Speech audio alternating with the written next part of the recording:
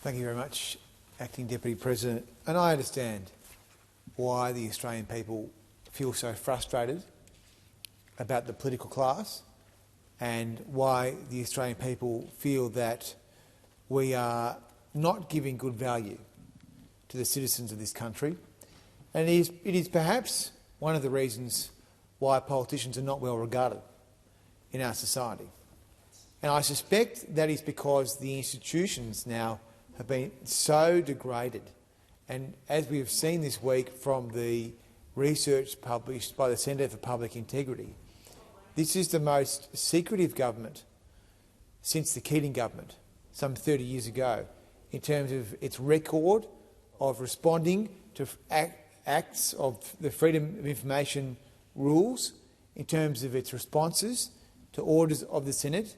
We now have to go to extraordinary lengths to get access to documents which have been ordered by the Senate, including a motion passed earlier today which now extends question time until documents are provided. Now, the government is unhappy with that, but the government is a very secretive government, and it doesn't want to get to the bottom of things. And I suspect the government will vote against this reference from Senator Kovacic, and I want to commend Senator Kovacic and Mr Wilson from the other place for pursuing these great matters of state, because the cost of building, the existence of corruption and the integrity of the economy are all matters that the Australian people would expect that all elected officials would take seriously. I mean, we are leaders in our community, and so people should act with the best of intentions. They should not come to Canberra with the view that they will look after vested interests, no matter how close or no matter how important they may personally be to those vested interests. The senators in this place are obliged to protect the interests and to act in the interests of the people of the state of which they represent. And I would say that there are too many occasions where that does not happen. And the motivations for self-preservation or to protect a particular interest or clique triumphs over the interests of the members of that state and over that of our country. And that is, unfortunately, where we are in Australia today. There has been a degradation of institutions, and many of the day-to-day institutions that people come in touch with that were established by this parliament, like the Securities and Investments Commission, are utterly incompetent. I've said many times that if you discover a corporate crime in Australia, you're better off reporting it to the media than you are in reporting it to ASIC, because that way you'll get some action. How depressing is that, Acting Deputy President? How depressing is that? And that is the case with the CFMEU caper. The government pretend this is all something that they've never heard of before, that these are people that don't know, that these crimes are news. Well, thank goodness for Nick McKenzie. And again, I regret to read that Nick McKenzie's had to upgrade security at his house because someone tried to cut off the security cameras. Someone got onto the roof of his house to remove vision that would, I imagine, capture people breaking into his house or doing something to him. And he's been doing a great public service. He's been doing the government's job. The government's job is to look after the people, but they've left it to Nick McKenzie. And we have seen the payoffs. After the May 2022 election, the government abolishes the Building and Construction Commission. Which Australian was asking for that to happen? I don't think I ever met anyone in the street anywhere in New South Wales that said, oh, geez, we have to get rid of that Building and Construction Commission. That's really making my life a misery. We've got to get rid of that. I mean, no one's ever said that, ever. The only reason you do that is because you're running the government in favour of these vested interests. And the price that the Australian people are paying is the fact that we now have an economy which is completely geared to serve these vested interests. And if you're wondering why inflation's up, you're wondering why investment's flat, you're wondering why unemployment's going up, and you're wondering why 85% of all jobs created last year were in the non-market sector. That's because the government, for vested interests, is looking after its own flock. They're not interested in the rest of the community. And so that's why they took this step to abolish the Building and Construction Commission. So they are distorting the public policy of this nation to serve these vested interests. The price that young people are paying is this 30% tax, the 30% tax on new apartments, which is the data that comes out of Queensland in particular, which shows that when the CFMU is on site, the poor old person who wants to buy an entry-level apartment has to pay an extra 30% to pay for their dodgy RDOs and their dodgy days off and their no concrete pours after 10 a.m. and their criminal stuff and the mafia stuff and the bikies and all the other threats to kill and everything else, which increases the cost of business.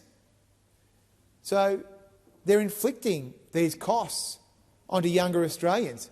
And I would have thought that having presided over the worst housing crisis in living memory, the government would be trying to cut the costs of building houses. You've got the worst homelessness crisis on record. You've got the biggest population we've ever had. You've got the biggest collapse in per capita supply. And you've got a 30% tax you're sticking on people. Thanks. Thanks a lot. And I guess the Australian people, when they roll out of bed every day, ask themselves, well, what have I done to deserve this? I've worked my arse off and I've got to pay all these taxes and charges to the government because they want to pay off all these people. I mean, it's not very good. It's not a very good situation. And as I say, I can see why people get so frustrated because we don't get any movement on these issues.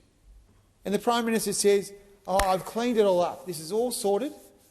You don't need to worry about that because, as Christopher Pyne once said, I fixed it. I fixed it. But he hasn't fixed it because Nick McKenzie is doing a great public service by publishing these articles every 6 months. And we come in here again and we have this is like Groundhog Day. Groundhog Day. So what's actually been revealed is that the union, which was put into administration, is still in business, still doing stuff. And in fact, Michael Crosby, who runs the CFMEU in New South Wales, the great state of New South Wales, says, we are looking at large, multiple, complex residential construction. And, quote, it may push up costs. Great.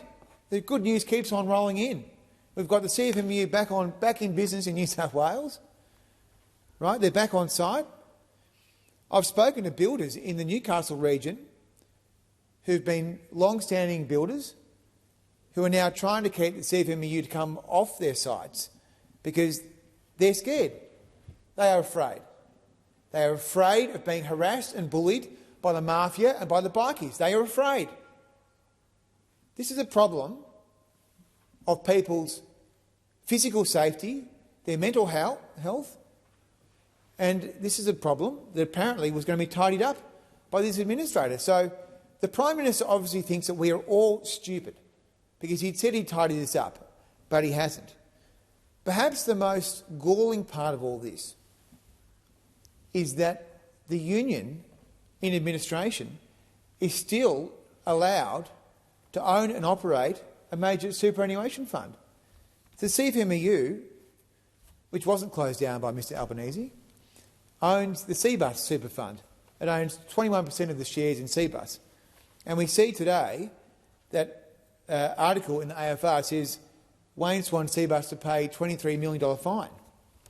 Now, Wayne Swan's Cbus, he's also the president of the Labor Party, of course. We live in a country full of howling conflicts, Deputy President, Acting Deputy President. Now, the rub here is that the $23 million sounds like a big number, doesn't it? I mean, it does sound like a very large number if I ask myself a rhetorical question. And it is a large amount of funds. Now, who's going to pay that? The members. The members are going to pay. Thank you for the interjection, Senator Scarr. The members will pay that. So the CFMEU, the same organisation that was closed down by the Prime Minister, closed down, out of business. They're run out of town, gone. never to be seen again. They still own this fund. They're the shareholders. They receive dividends. They pull millions of dollars out of the fund every year, even while they're in administration. The CBUS fund breaks the law.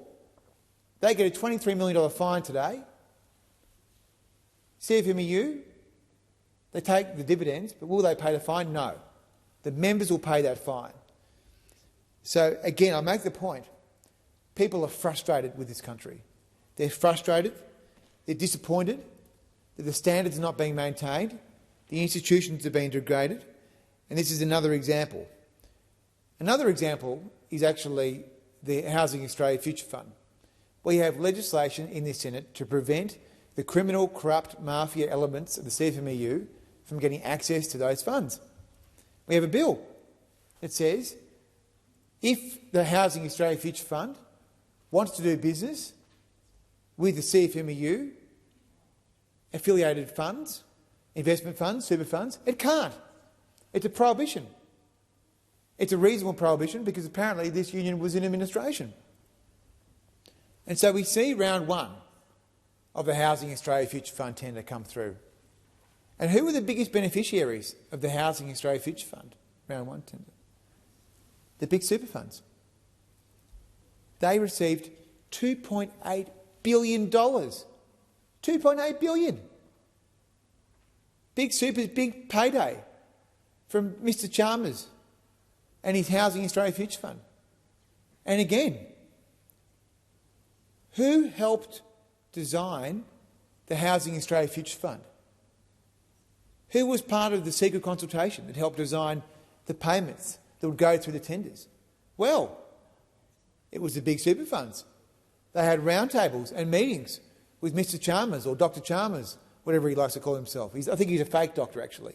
But they had all these meetings with him, the fake doctor. Senator Bragg, and just a reminder to refer to those members from the other place by their correct title. Acting Deputy President. The Treasurer has all these meetings, and we know that they occurred.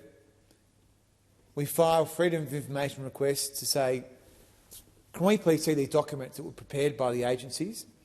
And of course the government says, no, you may not. No, you may not. You may never see these documents. These are secret documents because everything we do is secret, because we're the most secretive government since the Keating government. So at least they're consistent. At least they're consistent. They're consistent. So then we lodge orders of the Senate to say, look, can we please see these documents? Because we want to know how the government designed this scheme. No, we don't comply with orders of the Senate. We're too busy here or too corrupt or something. We can't do that. So there it is. We know that they were involved with the design of the payments. We know that the big super funds received $2.8 billion, the biggest winners of the housing fund. But we are not allowed to see the documents that were exchanged between the Treasury, Mr Chalmers, Housing Australia and the super funds in 2022 and 2023. They are secret. Well, we have one institution left that's still in business. The government hasn't been able to hack to death, which is the Auditor General. Now, thank goodness for the Auditor General. Thank God, perhaps. I'm an atheist, but thank God. Now, the Auditor General has said that they will look at this scheme. Now, that's good because the Auditor General is beyond reproach. The Albanese Government cannot block, obfuscate, cut to pieces, defund, delete or destroy the Auditor General. So the Auditor General now will go through and look at the design and the delivery of billions of dollars of taxpayer funds. So for now, that's our best hope. We will continue to try and to get to the bottom of these things. And we'll support Senator Kovacic's reference. It's a very good reference because as opposition senators, we have an important role here to ensure that public funds are well spent, that programs are properly administered. That is the basic job. People would want us to do that. We're trying to do it. The government shouldn't be afraid of transparency. They campaigned on integrity. They should walk the walk. So we will continue, no matter what the obstacles that are thrown before us, no matter how much sand is put into the gears, we will endure, because this is a very important question of our democracy. We want Australians to support our democracy. Thank you.